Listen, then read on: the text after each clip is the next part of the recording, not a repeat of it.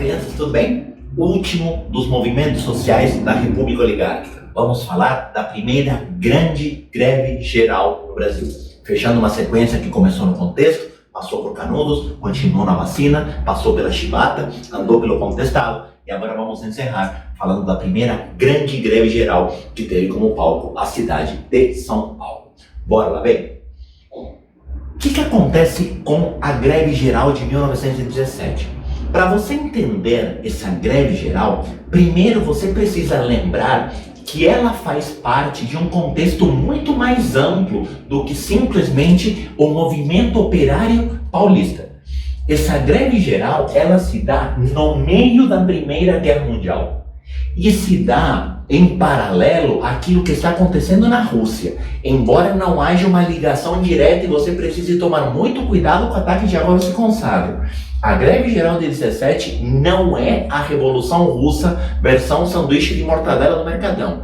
Não é a réplica da Revolução Russa. Mas você não pode perder de vista que as ideias operárias estão bombando, certo? Muito por conta daquilo que está acontecendo na Rússia.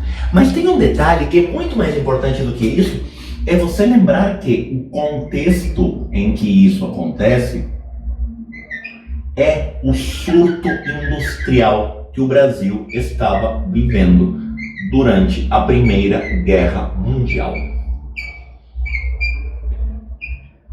E se você não assistiu o vídeo falando da economia da República Oligárquica, eu sugiro que você assista. Talvez pausa agora e vai lá naquele vídeo e assiste aquele vídeo para você lembrar desse surto industrial. A gente conversou que esse surto industrial teve como palco a cidade de São Paulo.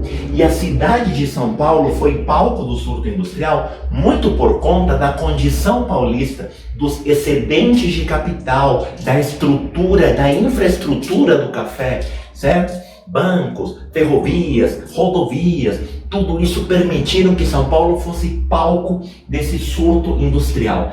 E olha como aqui aparece a ideia da modernização excludente. Porque esse surto industrial, de certa forma, é a mostra da modernidade, é a indústria chegando ao Brasil. É o maior dos dois surtos industriais que teve até esse momento. Porque o primeiro do Mauá foi muito restrito. O primeiro do Mauá, lá no segundo reinado, foi, digamos assim, ele e mais alguns visionários, mas não dá para dizer que houve de fato uma industrialização. Aqui não. Aqui o governo promoveu esse surto através da substituição de importações, justamente porque a Europa, em guerra, não tinha condições mais de vender para o Brasil. Ou seja, agora o Brasil de fato vai ter um progresso industrial muito forte, tá? O problema é que esse surto industrial, lembrando que o setor foi o setor de bens de consumo, só para a gente lembrar um pouquinho da questão mais econômica, esse surto industrial do setor de bens de consumo, dentro da lógica de substituição de importações, substituição de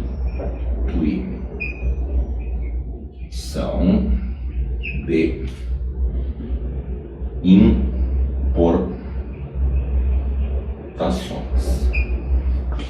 não foi acompanhado de qualquer proteção ao trabalhador.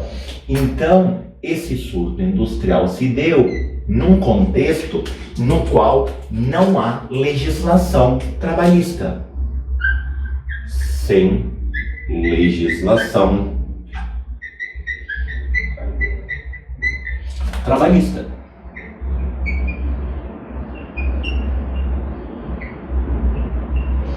O que isso significa? A ausência de legislação trabalhista abre margem para péssimas condições de trabalho, abre mão para longas jornadas, abre mão para baixíssimos salários, baixos salários, longas jornadas,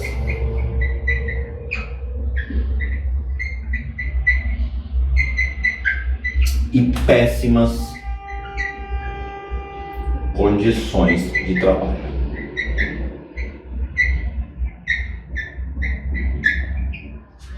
certo? O que não vai chocar absolutamente ninguém. Isso é a mesma coisa que aconteceu na Revolução Industrial na Inglaterra.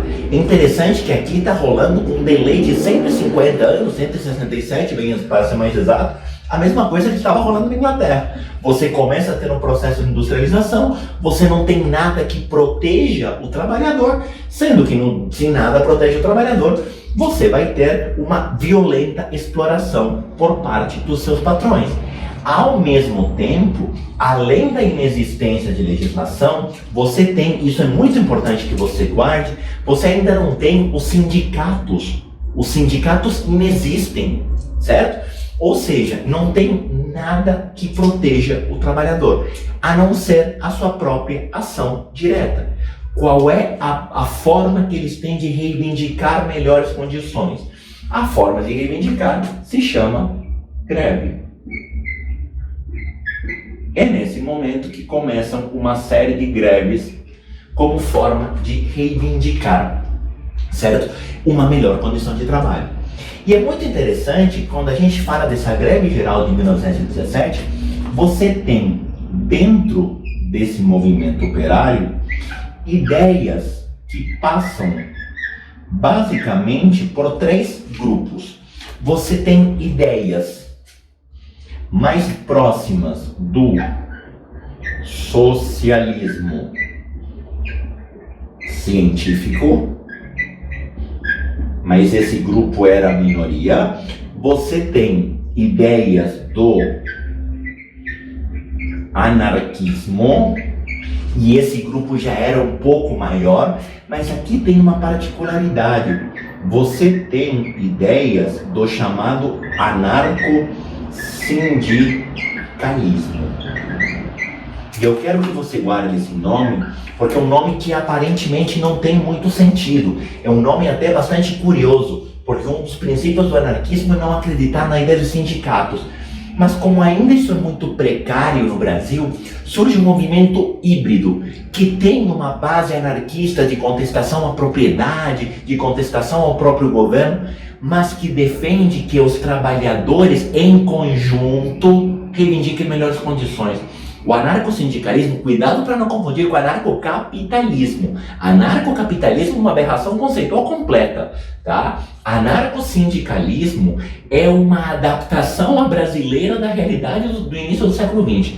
É um grupo de operários que defende que a ação conjunta dos operários pode melhorar a condição do trabalhador, mas que os trabalhadores devem trabalhar em conjunto. E aí a ideia de sindicato. Cuidado que esse sindicato do anarcossindicalismo não é o que a gente entende hoje por sindicato, tá? A pergunta aqui é, como que essas ideias chegaram ao Brasil? Porque nenhuma dessas ideias são autóctones aqui do Brasil.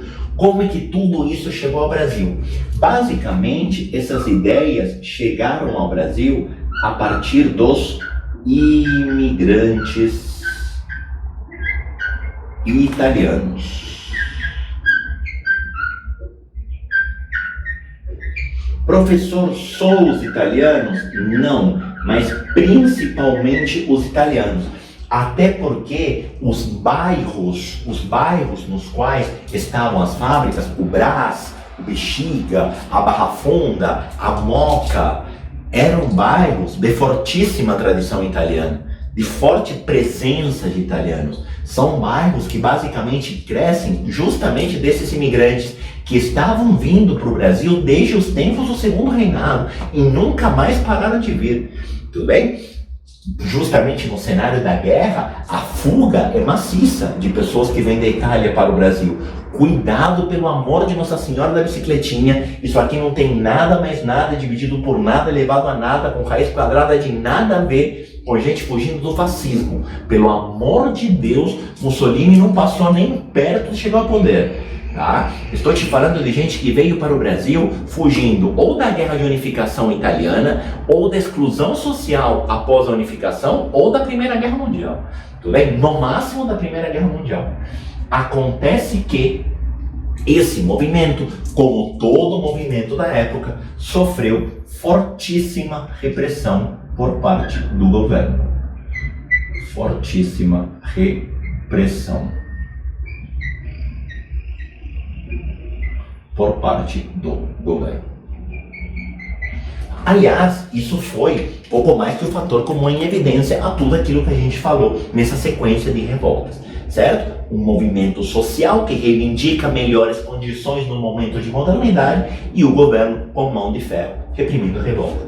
É interessante que a greve de 17, ela é a personificação do que essa modernização é excludente, porque de um lado a modernidade é representada pela indústria, só que essa indústria ela vai enriquecer os patrões às custas dos trabalhadores. Ou seja, a greve é a primeira vez em que surge o movimento operário no Brasil. E também não dava para ser diferente. A gente não pode falar no movimento operário sem operário. Para a gente falar no movimento operário precisa ter operário. Para ter operário tem que ter fábrica. Então isso só pode acontecer nesse cenário de surto industrial. Com isso encerra-se a sequência dos movimentos sociais na República Velha. Não é que acabaram as revoltas, houve mais uma sequência de revoltas, só que as revoltas que vêm principalmente a partir de 1920 não tem tanto teor social, mas vão ter teor político, vão ser movimentos de contestação ao governo oligárquico. Interessante que nessas 5 revoltas, Canudos, Vacina, Chibata, Contestado e a greve, critica-se a conjuntura, mas nenhuma delas tinha o objetivo de derrubar o governo, embora Canudos não aceitasse a autoridade do governo, embora a revolta no Rio de Janeiro, a revolta da vacina, questionasse as reformas do governo, embora a revolta da Chibata tenha negociado com o governo, nenhuma delas pretendia derrubar o governo. É por isso que a gente está falando de movimentos sociais. Há uma próxima leva de revoltas que a gente vai estudar mais numa próxima playlist, que vão ser movimentos sim de contestação às oligarquias. Mas com a greve geral de 17 se encerra a sequência dos movimentos sociais na República Velha. Certo? Muito obrigado pela audiência. Tchau, tchau. Obrigado. Até o próximo vídeo.